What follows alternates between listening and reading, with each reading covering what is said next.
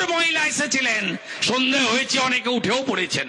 Record করে এখন রাজ্যের বিরোধী দলের নেতার কথা, বিজেপি এলে এই ধর্ষকদেরকে কোর্টে পাঠাবো না, সকালে জমা নেব, বিকালে খরচ করব। যোগী আদিত্যনাথ হেমন্ত বিশ্ব শর্মার দেখানো পথে বাড়ি বাড়ি গিয়ে বলুন।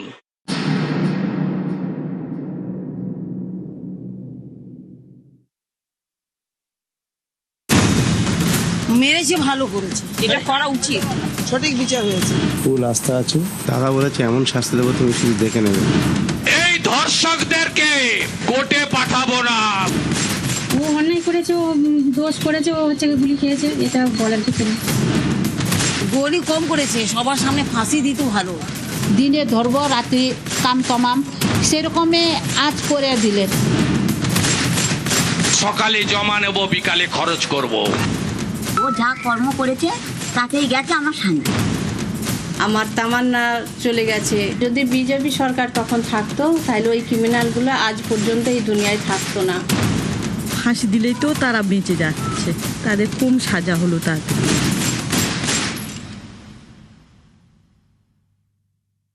আমি দুটো জায়গা দেখাবো যেখানে ঘটনাটা, এই অপরাধ ঘটানো হয়েছিল এবং যেখানে গতকাল রাত্রিবেলা গুলি চালানোর ঘটনা ঘটেছে। ডিস্টেন্সটা তোমাকে একটু দেখাবো।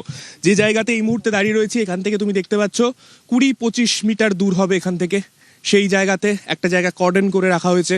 এখান থেকেই সেই নাবালিকার দেহ উদ্ধার হয়েছিল, যেখানে যে ছবিকে ঘিরে কার্যত গোটা এলাকা উত্তাল হয়ে ওঠে, গোটা রাজ্য উত্তাল হয়ে ওঠে।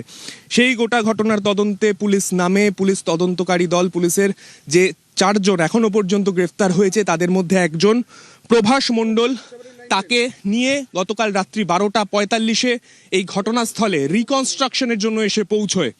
প্রভাস মণ্ডলকে নিয়ে আসার পরেই যেটা পুলিশের তরফে দাবি, যে জায়গাতে এই ঘটনা ঘটেছে সেই জায়গাতে পুলিশের কাছ থেকে রিভলভার ছিনিয়ে নিয়ে, সার্ভিস রিভলভার ছিনিয়ে পুলিশের দিকে লক্ষ্য করে 1 রাউন্ড গুলি ফায়ার করা হয়। এবং যখন এই ঘটনা হয় তারপরে যে ছবি তুমি দেখতে পাচ্ছ, এই জায়গা দিয়ে প্রভাস মণ্ডল পালানোর চেষ্টা করেছিল। পুলিশকে বাধ্য হয়ে সেই সময় আত্মরক্ষার্থে গুলি চালাতে হয়। পুলিশকে লক্ষ্য করে গুলি চালানোর পরে পাল্টা গুলিতে এই জায়গাতেই প্রভাস মণ্ডলের মৃত্যু হয়। এবং ঢোকার জায়গাটা কিন্তু যথেষ্ট দুর্গম, তাই এই জায়গার একটা অ্যাডভান্টেজ প্রভাস মণ্ডল সহ যারা অভিযুক্ত তাদের রয়েছে, কেননা তারা এই জায়গাটা খুব ভালোভাবে চেনে, তারা কিভাবে কোথা দিয়ে বেরোতে হয় তারা জানে। তাই সেই জায়গা দিয়ে সে পালানোর চেষ্টা করেছিল। সে ভেবেছিল এখান দিয়ে সে পালিয়ে যেতে পারলে পুলিশ তাকে ধরতে পারবে না, কেননা মধ্যরাত তখন ঘড়ির কাঁটায়। ঠিক সেই সময় পুলিশের পাল্টা গুলি এবং সেই গুলিতেই প্রভাস মণ্ডলের মৃত্যু। এখান থেকেই সেই নাবালিকার দেহ উদ্ধার হয়েছিল। গতকাল রাত্রি 12:45 এই ঘটনাস্থলে রিকনস্ট্রাকশনের জন্য এসে পৌঁছয়। যে জায়গাতে এই ঘটনা ঘটেছে সেই জায়গাতে পুলিশের কাছ থেকে রিভলভার ছিনিয়ে নিয়ে, সার্ভিস রিভলভার ছিনিয়ে পুলিশের দিকে লক্ষ্য করে 1 রাউন্ড গুলি ফায়ার করা হয়। ঠান্নিক যে ছবি দেখাচ্ছিল, আলপথ এবং সেখানে নির্জন একটি জায়গা, গভীর রাত, সেখানে কোনো রকম যদি ভুলচুক হয় তাহলে কিন্তু এভিডেন্স হ্যাম্পার হতে পারে। প্রভাস মণ্ডল যিনি ফার্স্ট জায়গা আইডেন্টিফাই করে দিয়েছিলেন যে কোথায় নাবালিকাকে ফেলা হয়েছে, সেই জলাশয়, এবং এই প্রভাস মণ্ডল যিনি গোটা প্ল্যান সম্পর্কে পুলিশের কাছে জানিয়েছিলেন। এই প্রভাস মণ্ডল পুলিশকে লক্ষ্য করে গুলি করে পালিয়ে যাওয়ার চেষ্টা করছিল এবং তখনই পুলিশ নিজেদের আত্মরক্ষা করতে প্রভাস মণ্ডলকে লক্ষ্য করে গুলি করে। এই যে তদন্ত চলছে সেই তদন্ত কিন্তু ইতিমধ্যেই কিন্তু যিনি এক্সিকিউটিভ ম্যাজিস্ট্রেট ছিলেন তিনি কিন্তু তদন্ত আর এনকোয়েস্ট যে প্রক্রিয়াকরণ সেই প্রক্রিয়াকরণ শেষ করে গেছেন। এরকম শাস্তি হলে পরে আপনার মনে হবে যেটা একদম সঠিক শাস্তি হলো? আমার মেয়েকে যখন শাস্তি দিয়ে মেরেছে তাদেরকে ওইরকমভাবে শাস্তি দিয়ে তবে তাদের যেন ফাঁসি হয়।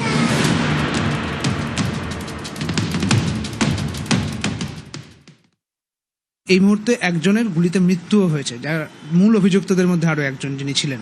কিভাবে দেখছেন? মুখ্যমন্ত্রীর উপর আমার পুরো ভরসা আছে। দাদার সঙ্গে কাল কথা হয়েছে, দাদার পুরো ভরসা রেখেছি। দাদা যেটা করবে বলেছে আমি সেটা মাথা পেতে নেবো।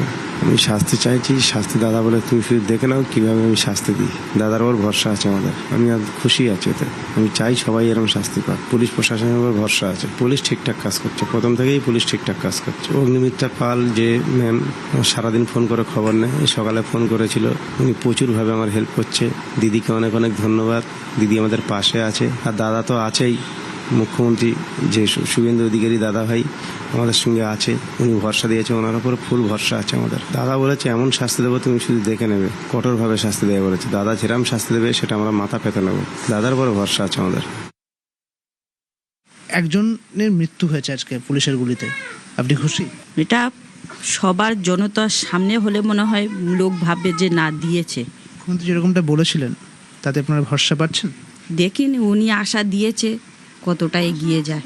এই প্রভাস মণ্ডলকে, আনন্দ সর্দারকে, দিবাকর সর্দারকে চিনতেন? আমরা চিনি না, আমরা বা দেখিও নি। যে জায়গাটায় এই ধরনের ঘটনা ঘটেছে এটা কি খুব মানে আতঙ্কের জায়গা ছিল? মানে ওই রাস্তা দিয়ে তো বাচ্চারা স্কুল পাঠশাল যায়, ওখানে কোনো না আছে লাইট ফাইট, মানুষ চলাচল তেমনটা ভয় টাইপের ওখানে। প্রভাস মণ্ডলের বাড়িটা দেখা গেল আপনাদের বাড়ি থেকে কিছুটা গিয়ে। এই প্রভাস মণ্ডলের সঙ্গে আপনাদের কথাবার্তা হতো আগে কখনো? না। এই চারজন ছাড়াও আরো যুক্ত থাকতে পারে? যে পারেও। কেন বলছেন? কারণ এটা চারজন কাজ নয়। যেভাবে আমার মেয়েকে শাস্তি দিয়ে মেরেছে, এটা চারজনের কাজ নয়। কিরকম শাস্তি হলে পরে আপনার মনে হবে যেটা একদম সঠিক শাস্তি হলো? আমার মেয়েকে যখন শাস্তি দিয়ে মেরেছে, তাদেরকে ওইরকম ভাবে শাস্তি দিয়ে তবে তাদের যেন ফাঁসি হয়।